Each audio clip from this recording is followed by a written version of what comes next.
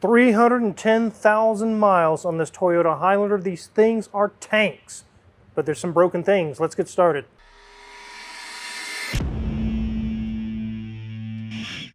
Guys, you have to stop buying the GMC Acadias and the Buick Enclaves. Just stop.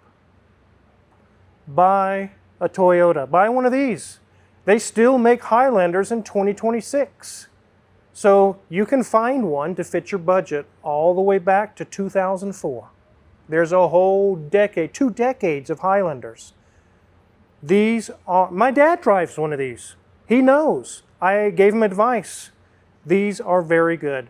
But this one has some issues and is to be expected with over 300,000 miles on it. But even yet, it was driving like a new car. The customer was complaining about some vibration they were feeling that they haven't felt before. They can kind of feel it through the body at a stoplight or an idle or something like that. They can just feel a lot more vibration than they used to could.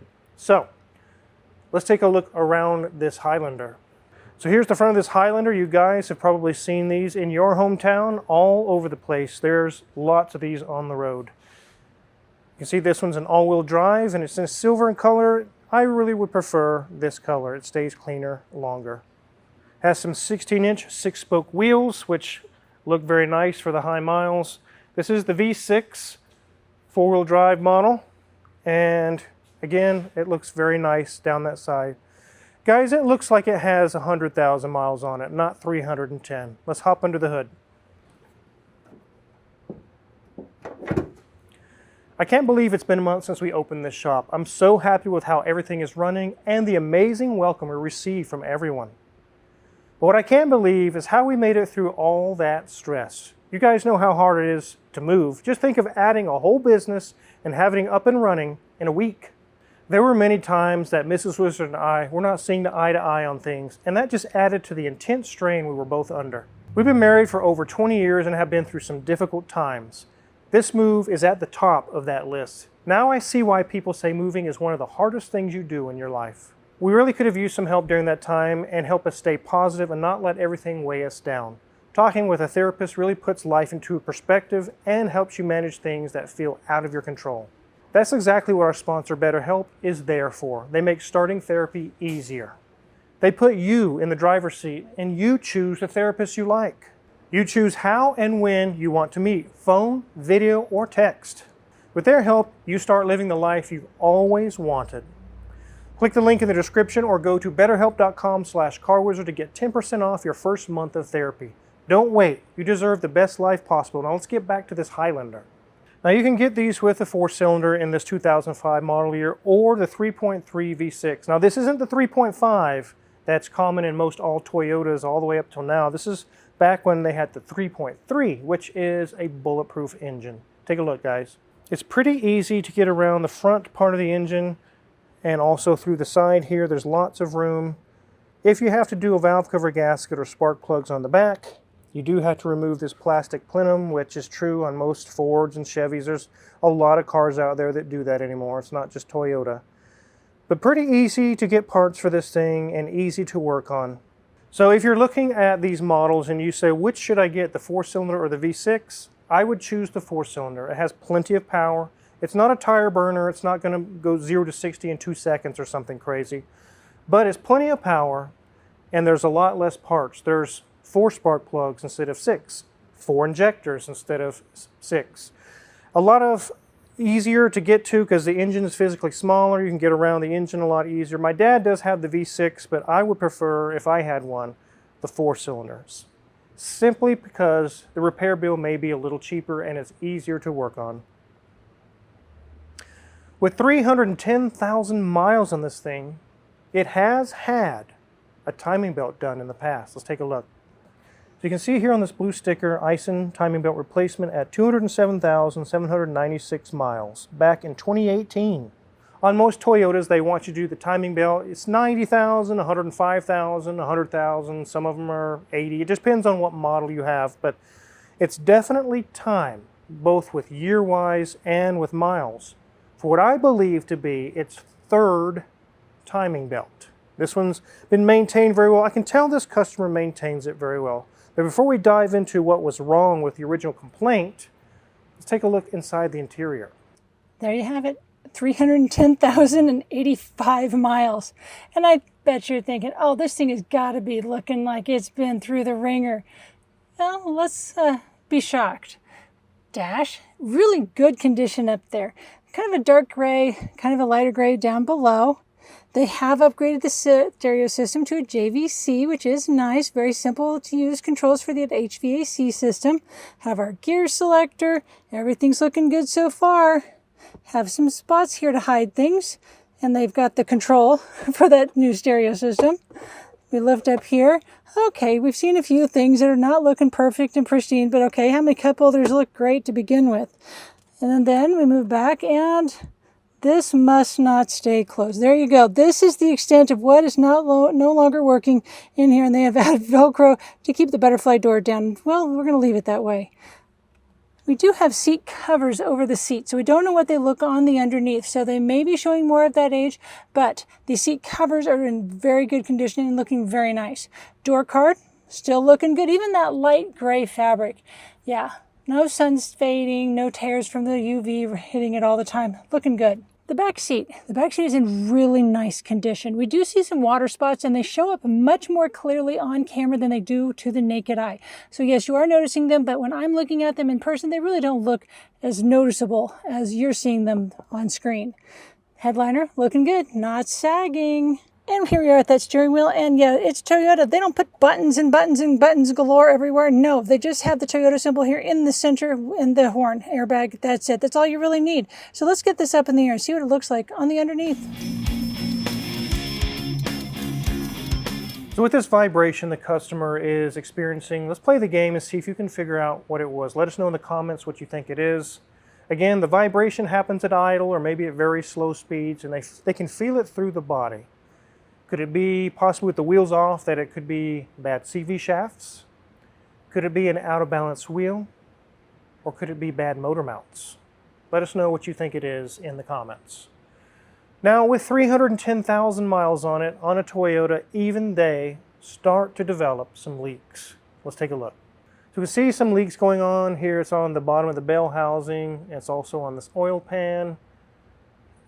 And there's a little bit, if you look up high on the back of the engine, it's coming down from way up high. Let's see if we can see it. So you can see the valve cover there, and at the corner by the timing belt area, it's really starting to pour oil out of it. And if you look right here, you can see some oil kind of pooling on the oil pan. It's also traced up high, way up to the valve cover gasket. And Ronnie Tron diagnosed it. He pulled the ignition coils out, and they were covered in oil as well, which means those boots are getting coated from the spark plug seals on the valve covers. It's time for valve cover gaskets. That'll take care of this oil leak. Let's see if there's anything else going on. Brakes are like 80 or 90%. CV boots are good. They're not leaking. There's a tiny bit of like seepage right in through here where I'm touching, but it's so tiny, it's not really worth messing with. Sway bar links are good. Over here, brakes are like 80 or 90%. The CV boots are good. Sway bar links are good. Everything looks good there. So the rest of the engine's fine. We need to tackle that oil leak, but everything else is happy. We can check our rear drive shaft here. Nothing's loose with those U-joints. Carrier bearing is intact. The rubber's not all torn up. Our exhaust is intact. Here's the rear section of the drive shaft, and its U-joints back here are good as well. I'm not seeing any other leaks, and being it's a New Mexico or a Las Cruces car, 310,000 miles, really hardly any rust to speak of. Maybe a little bit on suspension, like surface rust, but even at that, guys, there's just no rust. It looks like 80,000 miles under here. It's pretty amazing. Exhaust is all intact back here as well. Let's check out these back wheels. The CV boots are still good. They're not cracked or anything. Struts are not blown. Sway bar link is good. Brakes look fairly new. Nothing loose there. Brakes look fairly new there as well. Struts are not blown. CV boots are good. Nothing loose there, and those bushings all look good as well. We have no leaks from the rear differential. It is nice and dry. And there is air in the spare, a lot of air, so that's good. Let's check the date codes on those tires. So here we see 31st week of 2023. They're only 2-3 years old, and they've got plenty of tread left in them, so they're good. Let's get this thing on the ground. So most of you probably commented by now what you think was wrong with this vehicle. With the vibration, they were feeling it idle or at slow speeds. They were feeling it, like I said, through the body or through the chair of their seat. And it ended up being C, or number 3, the engine mounts. They're all shot. And that's not a surprise at over 300,000 miles. I don't care what brand of car you buy, I don't care. When they get to 300,000 miles, motor mounts are shot. Let me show you here in the engine bay. Whenever we would put it into reverse, this intake plenum would touch the firewall. It was flexing so bad. There's so much play in the worn out engine mounts. So how many engine mounts are there? 2? 3? How about 5? At roughly $100 to $200 each. So they're not cheap. Some of them are a little cheaper, some of them are a little bit more. But all averages out to about $100 to $200 a piece times 5. That's almost $1,000, and we haven't even done any work yet. So, where are they all at? You can see down there, the nut's actually removed. We're starting to work on it, but it's a cylindrical object with a stud in the middle down there.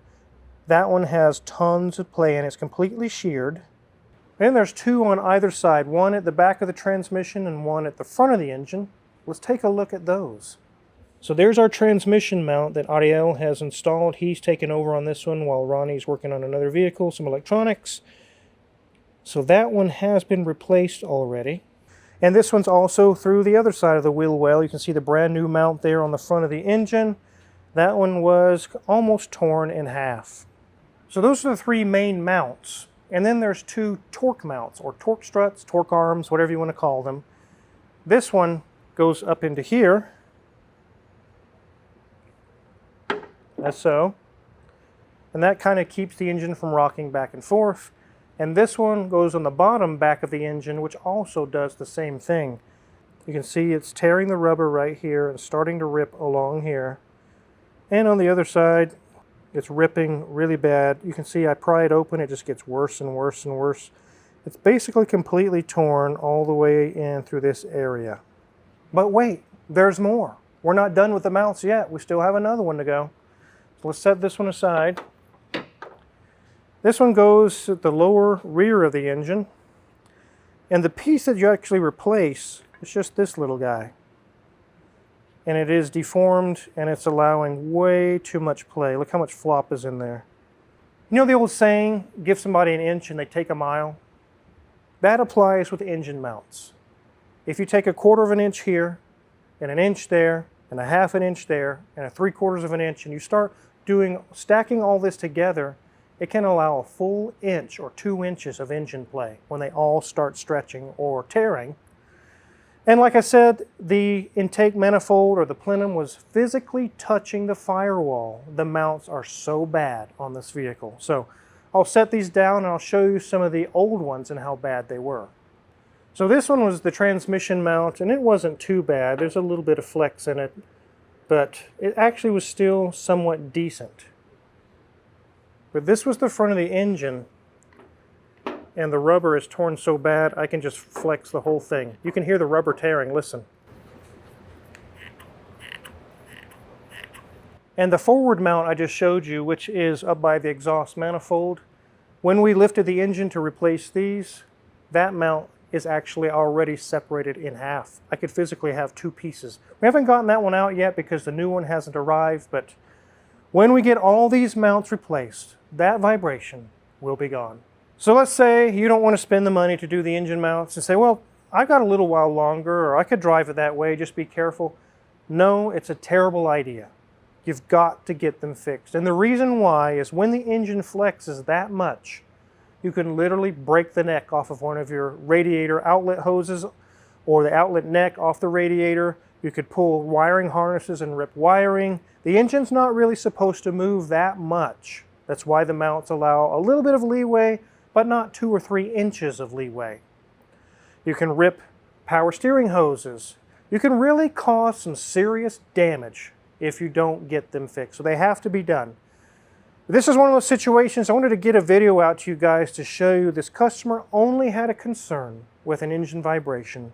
But unlike other shops who kind of put the blinders on, they fix the one thing, kick it out the door, we check your car over to make sure it's safe for you, to make sure it needs to be caught up on anything, to let you know about it. Remember, we saw that timing belt sticker. It was last done at 207,000 miles. We are now at 310. And the customer did admit it had not been done since then. We are over 100,000 miles on that timing belt. It's time for timing belt number 3 and a water pump, obviously. Oh, and by the way, your valve covers are leaking oil into the spark plug holes, which could short out the ignition coils, shorten their life. It's also leaking oil all down the side of the engine, and also it's time for an oil change. We tallied all this up in the customer. Amazingly, we thought they'd say, well, you know, I don't really want to put that money into the car, but I don't blame them for saying this. I need my car back Wednesday, so let's just do the motor mounts. But I'll bring it back. I want to do it all. I want to do all of it. Even with 300,000 miles on this vehicle, it makes sense to put a couple grand into it to get all these things sorted out. Because a brand new vehicle today, as you guys already know, is $50,000 or more. It just makes sense. This one can go easily another 100,000 miles. I know it can because I've seen them with my own eyes. When it could possibly go to 500,000 miles. It is very possible if the maintenance is kept up. And if you only put a few thousand miles a year on your vehicle, you could put the money into this and it could last you for another decade. So yes, is it worth it? Absolutely on this car.